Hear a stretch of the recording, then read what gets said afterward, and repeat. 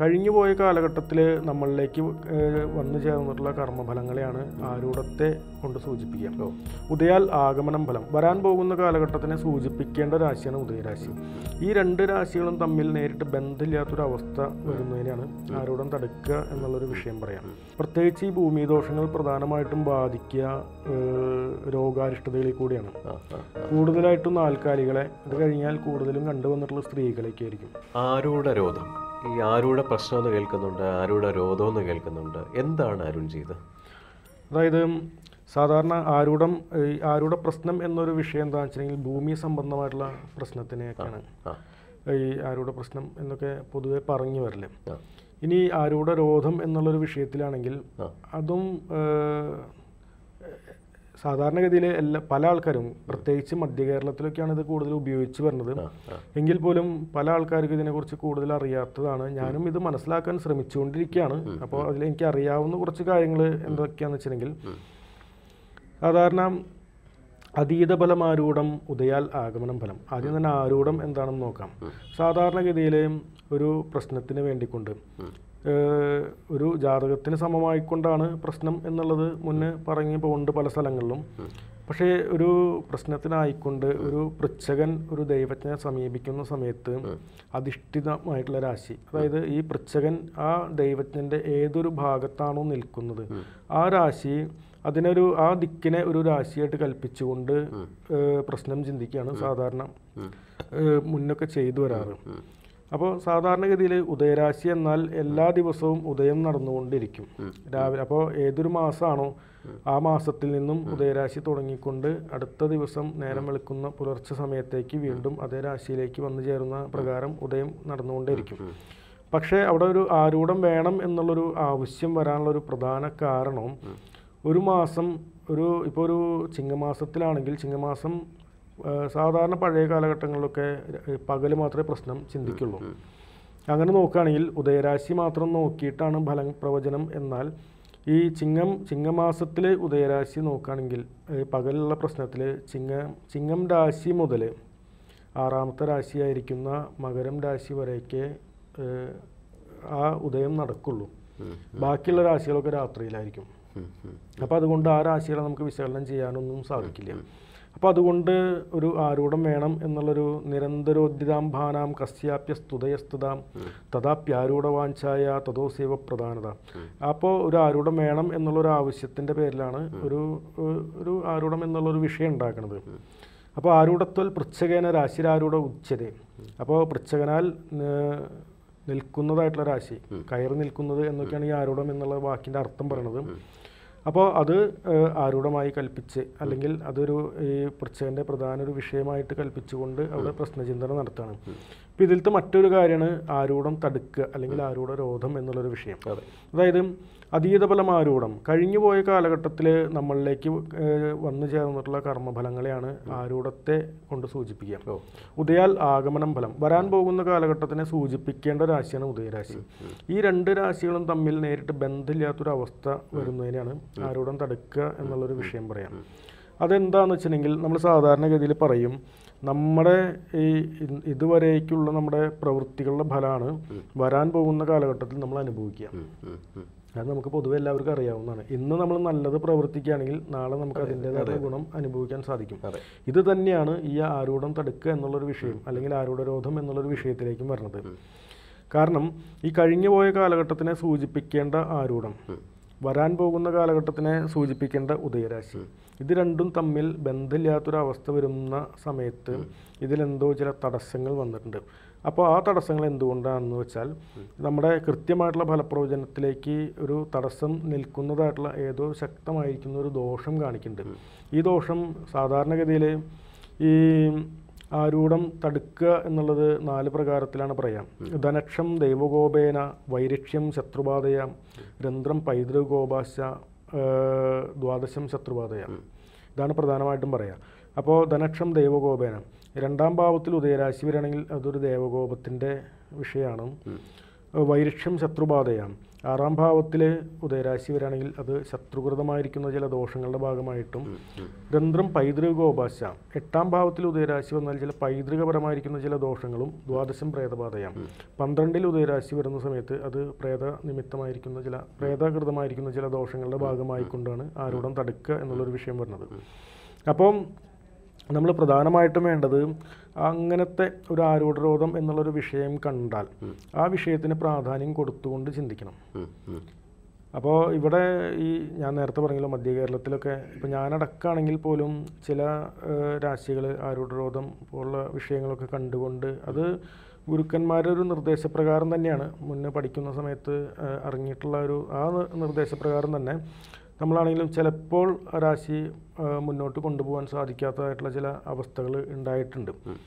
എന്നാൽ ഇതിന് ഒരു വിപരീതമായിട്ടുള്ള ചില യോഗങ്ങളും കാണിക്കുന്നുണ്ട്. തൽപ്രാപ്തേ ശശിമംഗളാന്യത ഗുരു എന്നൊക്കെ പറയുന്ന ചില യോഗങ്ങളുണ്ട്.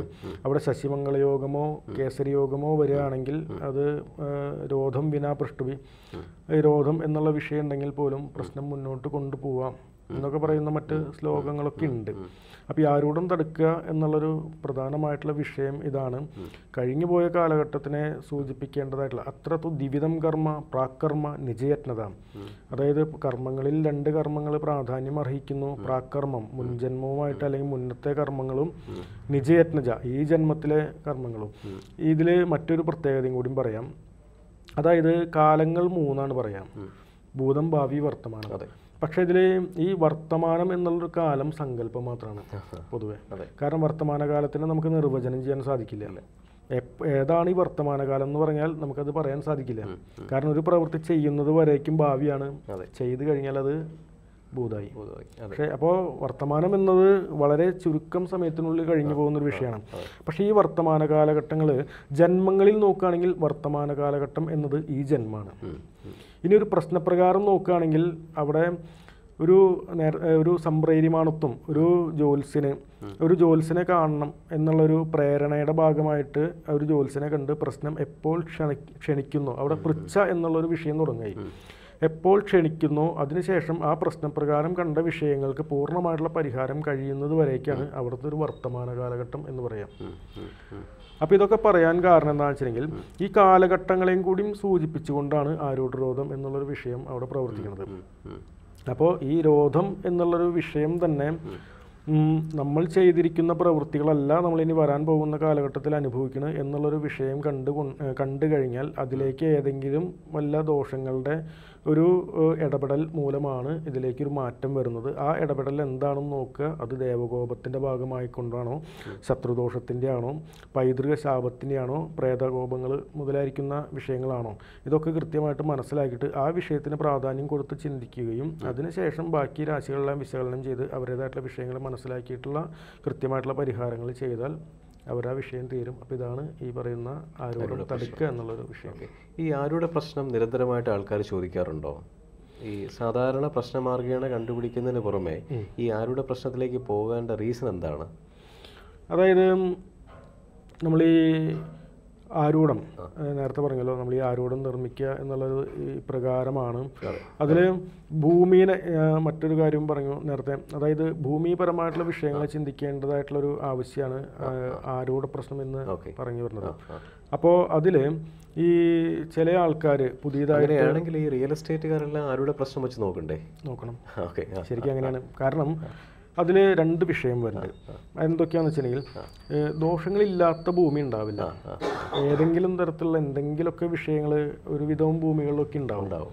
പക്ഷേ അതിലത്തെ ഒന്ന് ആ ദോഷത്തിൻ്റെ കാഠിന്യം അറിഞ്ഞ് ആ വിഷയത്തെ പരിഹരിക്കപ്പെടണം. രണ്ടാമത്തൊരു കാര്യം അത് ചില വ്യക്തികളിലേക്ക് അവരിലേക്ക് അത് യോജിച്ചതായിക്കൊള്ളുന്നില്ല. അതും ഒരു പ്രത്യേകതയാണ്. അതെന്താ പറയണമെന്ന് വെച്ചിട്ടുണ്ടെങ്കിൽ ഇപ്പോൾ ഈ വിവാഹത്തിൻ്റെ വിഷയം പറഞ്ഞതുപോലെ തന്നെയാണ്. ചില വ്യക്തികൾക്ക് ചില ദോഷങ്ങളുള്ള ഭൂമി അത് നമ്മുടെ കൈകളിലേക്ക് വന്നാൽ നമുക്ക് അതിൻ്റെ ഭാഗമായിട്ട് നാശം പോലും സംഭവിക്കാം. അപ്പോൾ ദോഷമില്ലാത്ത ഭൂമി ഉണ്ടാവില്ല. അത് ചില വ്യക്തികളിലേക്ക് അത് കൂടുതലായിട്ട് ബാധിക്കപ്പെടാം. അതുകൊണ്ട് അവരിലേക്ക് ആ ഭൂമി യോഗ്യമാണോ, അതൊരു വിഷയം. രണ്ടാമത്തൊരു വിഷയം എന്താണെന്ന് വെച്ചിട്ടുണ്ടെങ്കിൽ ഈ വീട് പണി കഴിഞ്ഞും അത് പണി പൂർത്തിയാക്കാൻ സാധിക്കുന്നില്ല, അല്ലെങ്കിൽ മറ്റേതെങ്കിലും തരത്തിലുള്ള വിഷയങ്ങളൊക്കെ കണ്ടു. അപ്പോൾ ഭൂമിയുടെ പേരിൽ ചിലപ്പോൾ നോക്കേണ്ടതായിട്ട് വരും.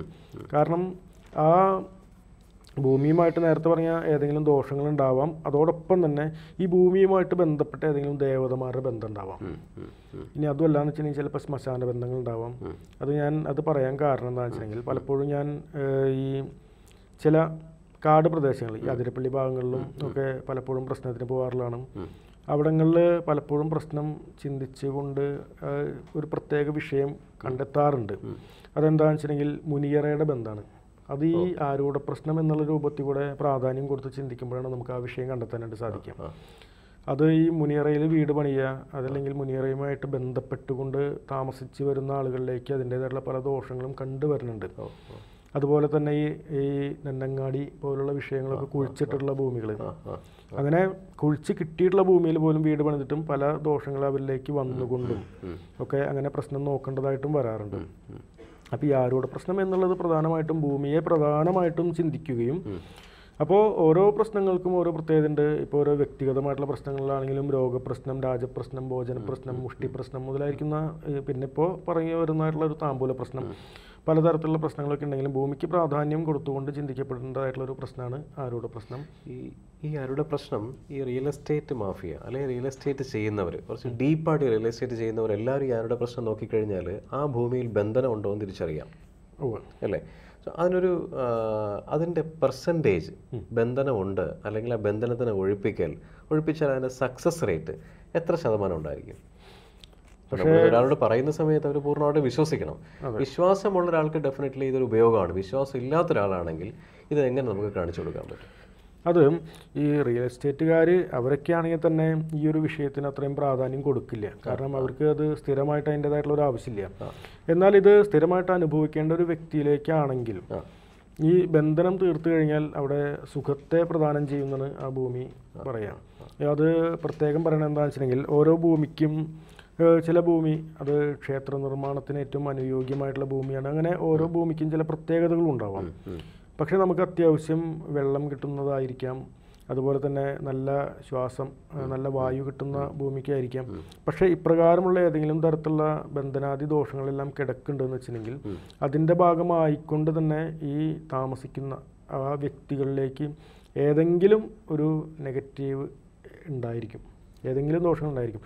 അപ്പോൾ ഈ പറയുന്നതായിട്ടുള്ള ബന്ധനം മുതലായിരിക്കുന്ന വിഷയങ്ങളെ തീർത്തുകൊണ്ടാണ് അവിടെ അധിവാസം ചെയ്യുന്നതെങ്കിൽ സക്സസ് എത്രമാത്രം ഉണ്ട് എന്നുള്ളത് അതിനനുസരിച്ചുകൊണ്ടാണ് ഇരിക്കുക. ആ ദോഷങ്ങൾ തീരുന്നതിനനുസരിച്ചും അവിടെ താമസിക്കുന്ന വ്യക്തികൾക്ക് അനുസരിച്ചുകൊണ്ടാണ് ഇരിക്കുക. പൊതുവേ കലഹനിവൃത്തി, രോഗനിവൃത്തി മുതലായിരിക്കുന്ന അനേക ഗുണങ്ങൾ എന്തായാലും ഉണ്ടാകും എന്നുള്ളതൊരു അനുഭവം കൂടിയിട്ടാണ്. ഓക്കെ, അരുൺജി പറയുന്നത് ഈ പറയുന്ന ആരൂഢ പ്രശ്നം അല്ലെങ്കിൽ ആരൂഢ ബന്ധനം, ആരൂഢ തടുക്ക, ഇത് നമ്മൾ ചെയ്ത് നോക്കുകയാണെങ്കിൽ ഈ പറയുന്ന ഭൂമിയിൽ ഉണ്ടാകുന്ന ബന്ധനങ്ങളെ മാറ്റുകയും അതിനൊരു നെഗറ്റീവ് എനർജി എന്ന് മാറ്റി കൊടുക്കാൻ പറ്റുകയും ചെയ്യും. തടുക്കുക എന്നത് മറ്റൊരു വിഷയമാണ്. ഈ ആരൂഢ പ്രശ്നം എന്നുള്ളത് ഭൂമിയുമായിട്ട് ബന്ധപ്പെട്ടുള്ള വിഷയങ്ങളാണ്. അതിലത്തെ ബന്ധനാദി ദോഷങ്ങൾ നമ്മൾ കണ്ടെത്തിയിട്ട് അതിനെ തീർത്ത് സ്വസ്ഥമായിട്ടുള്ളൊരു ജീവിതം തുടങ്ങുക. അത് ഇപ്പോൾ ഭൂമിയുടെ ബന്ധനവും ഭൂമിയുടെ ദോഷങ്ങളോ തീർന്നത് കൊണ്ട് സ്വസ്ഥത ഉണ്ടായിക്കൊള്ളുന്നില്ല. കാരണം ആ താമസിക്കുന്ന ആളുകളെയും കൂടിയും അടിസ്ഥാനമായിട്ടാണ് ഈ ഒരു വിഷയം നിൽക്കുക. അപ്പോൾ ഭൂമിപരമായിട്ടുള്ള ദോഷങ്ങളാണ് കണ്ടത് എങ്കിൽ ആ വിഷയം കൃത്യമായിട്ട് പരിഹരിക്കപ്പെട്ടാൽ ആ ദോഷം തീരുന്നതും, പ്രത്യേകിച്ച് ഈ ഭൂമി ദോഷങ്ങൾ പ്രധാനമായിട്ടും ബാധിക്കുക രോഗാരിഷ്ടതകളിൽ കൂടിയാണ്. കൂടുതലായിട്ടും നാൽക്കാലികളെ, അത് കഴിഞ്ഞാൽ കൂടുതലും കണ്ടുവന്നിട്ടുള്ള സ്ത്രീകളേക്ക് ആയിരിക്കും.